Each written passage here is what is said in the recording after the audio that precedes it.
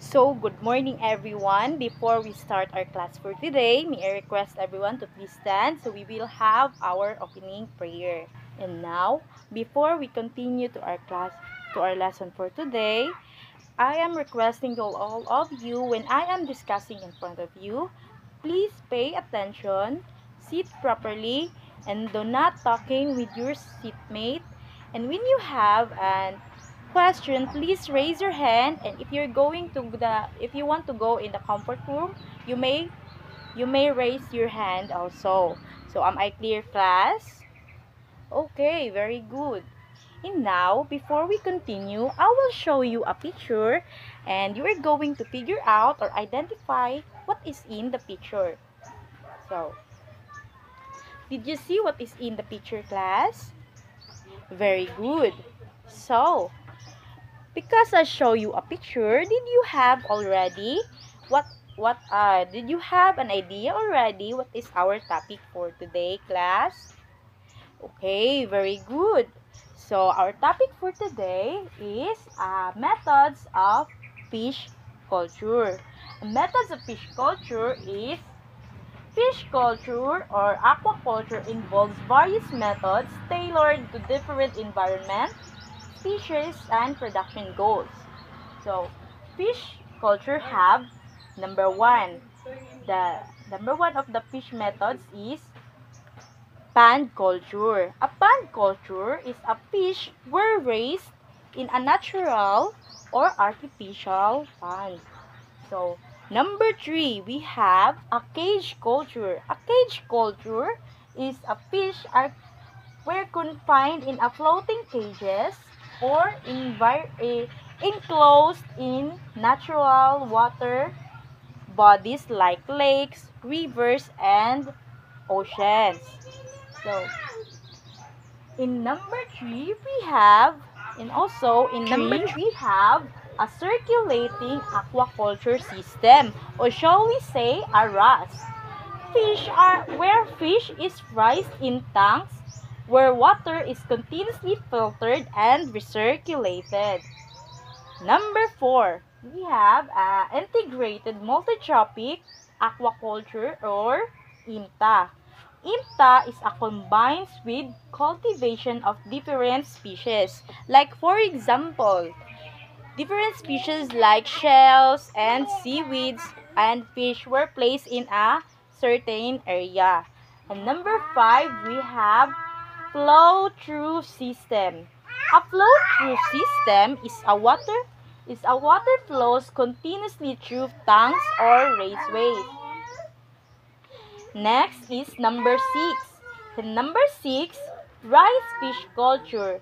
Rice fish culture is a fish were raised in a rice paddies or rice canals. Or number 7, we have aquaponics.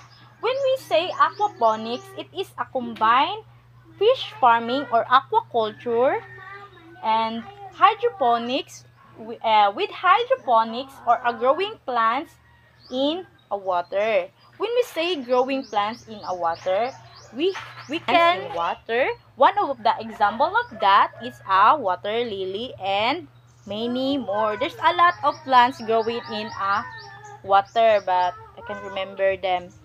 So let's continue our lesson. So we've already know the 7 methods of fish culture. Now I will give you a group activity where you are going to group into 2. So count 1 to 2, class, and those number 1 is placed in the right side and those number 2 were well placed in our right side.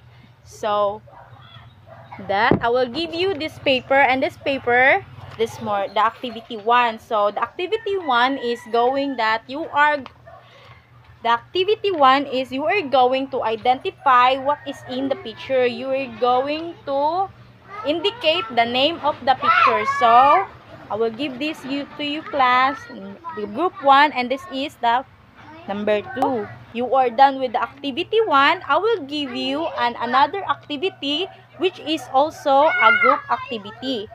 So in this activity, you are going to arrange the word by by identifying it using the given definition. So this is the number 2 where you are going to arrange the given word. So am I clear, class? So you can start answering now. Now you're done, class. We are going to continue and I will give you also an individual activity or a short quiz where you are going to answer it in a short time. Answer it in your paper and you're going to identify what is the correct answer using the ABCD, the multiple choice. So you can start. You can start answering now, class. And pass it to me when you are done. Am I clear? Very good. Before we